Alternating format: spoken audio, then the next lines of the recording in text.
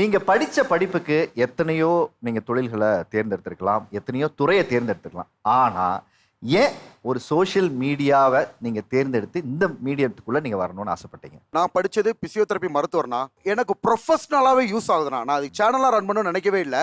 என்னோட treatment videos upload பண்ணுறேன். என்னோட ப்ரொஃபஷனல் சம்மந்தப்பட்டது.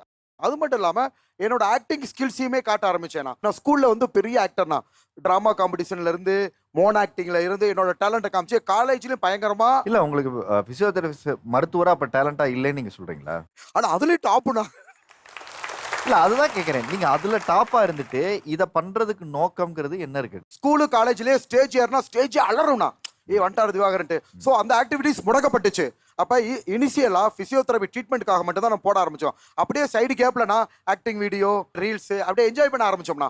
நடிப்பு அரக்கன். சின்ன குழந்தையிலேருந்து பெரியவங்க கொண்டு சொல்கிறாங்கன்னா, எனக்குன்னு தனியாக பிஜிஎம் ரெடி பண்ணிட்டாங்கண்ணா. Watermelon star, watermelon star, water water வாட்டர்னு சொல்லிட்டு. ஆனால் எனக்கு தேவை ப்ரொஃபஷனல் டெவலப் பண்ணோம், 4 பேஷண்ட்ஸை கேட்ச் பண்ணணும் தான் நினச்சேன். ஊட ஆக்டிங் வீடியோஸ் பண்ணேன். அது கடைசியில் வந்து பார்த்தீங்கன்னா ஒரு 5 சினிமா நடிக்க வச்சிருக்கு, நிறைய சேனல் போக வச்சிருக்கு. இது நல்ல, அதாவது இந்த சோசியல் மீடியா பவரை ஒரு நேர்மையான முறையில், ஹானஸ்டான முறையில் யூஸ் பண்ணி இது மக்களுக்கு நல்ல விதமாக தானே நான் இருக்கு. 2 விஷயத்தை எல்லாருமே சாதாரணமாக பண்ணலாம்.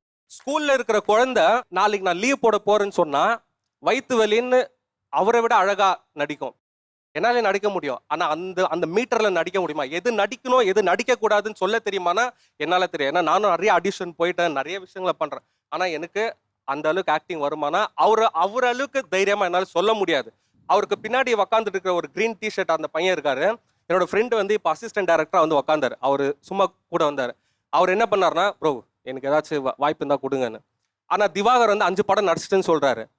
அவர் நடித்தது அந்த பையனோட வாய்ப்பு தான். ஏன்னா அவன் அந்த கோமாளித்தனத்தை பண்ணல. இப்படி பண்றவங்கள தான் இன்ஸ்டாகிராம் இன்ஃப்ளூயன்ஸா சொல்லி முன்னாடி நிறுத்துறாங்களே தவிர மற்ற யாரையும் நிறுத்தல.